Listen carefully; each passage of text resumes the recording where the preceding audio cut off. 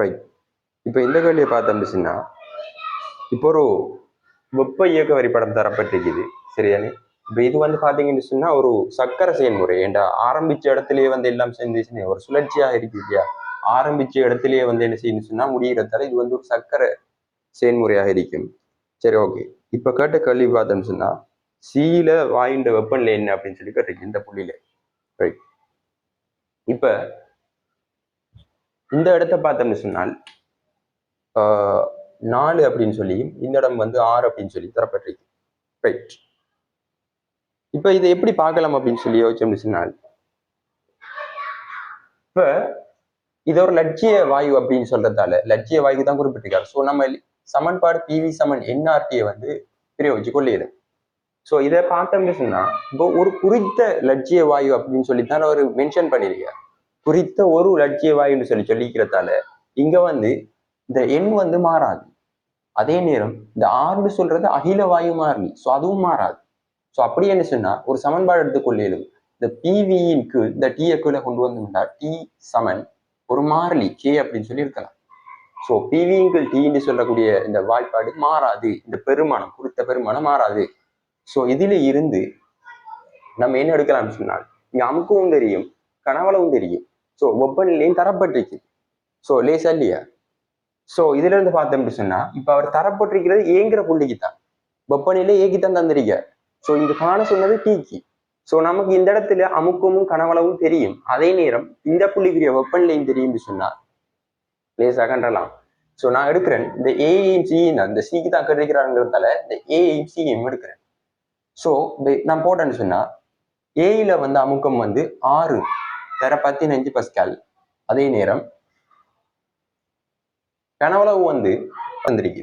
So கனவளவு 8 சொல்றதால 8 தர 10 சயம் 3 metre cube கீழ். வெப்பநிலை வந்து 327 அப்படின்னு சொல்லி தந்திருக்கீங்க. ஸோ 327 வந்து இது பாகை சி. அப்ப இங்க வந்து நம்ம டீன்னு சொல்றது தனி வெப்பநிலை, கெல்வின் வெப்பநிலை. ஸோ கெல்வின்ல தான் கொடுக்கணும். ஸோ அப்படின்னு சொன்னா 327 பாகை சியோட நம்ம கூட்டணும் 273. ஸோ கூட்டிங்கன்னு சொன்ன மாதிரி 600 கெல்வின் அப்படின்னு சொல்லி வரும். ஸோ 600 கெல்வினை கொண்டு வந்து இங்க போடுங்க. 600 கெல்வின் சமன்.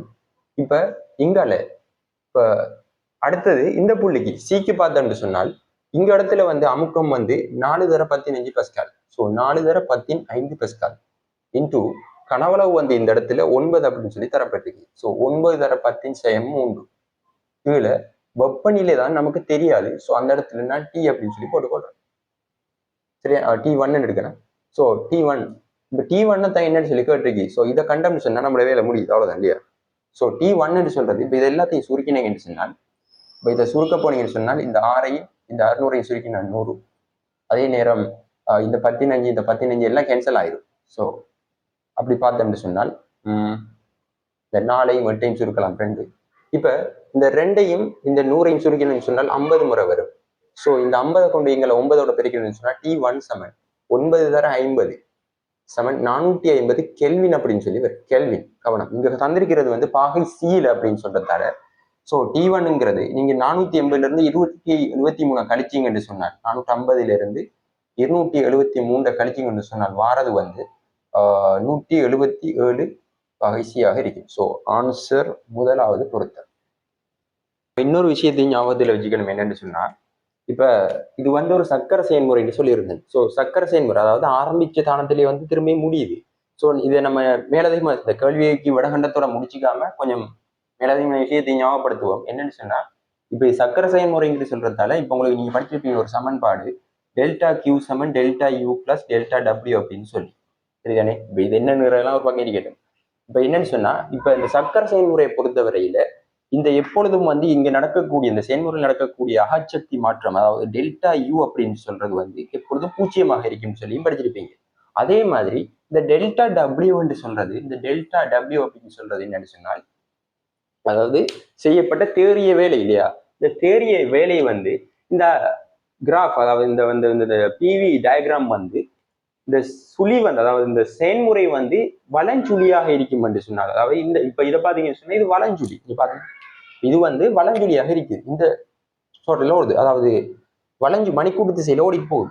ஸோ அதால வந்து வலஞ்சுழியாக இருந்த இந்த டெல்டா டபிள்யூன்னு சொல்றது வந்து எப்பொழுதும் பிளஸ் ஆக இருக்கும், தேறிய வேலை வந்து பிளஸ் ஆக இருக்கும்னு சொல்லியும் இந்த டெல்டா டபிள்யூ வந்து இது இடஞ்சுழியாக சுத்தி கொண்டிருந்தால் இந்த இது வந்து அதாவது இப்படி மாறி இப்ப இந்த டயக்ராம் வந்து இப்படி இருக்கும்னு சொன்னால் இப்ப இந்த டயக்ராம் இப்படி போகுது, இப்ப இப்படி போற டயக்ராம் மாறி மற்ற திசையில சுழண்டு கொண்டிருக்கும்னு சொன்னால் இப்படி போறால் வந்து இப்படி சுழண்டு கொண்டிருப்பாருன்னு சொன்னால் இதுல சுழி வந்து இப்படி இருக்குன்னு சொன்னா இடஞ்சுழியா இருக்குது.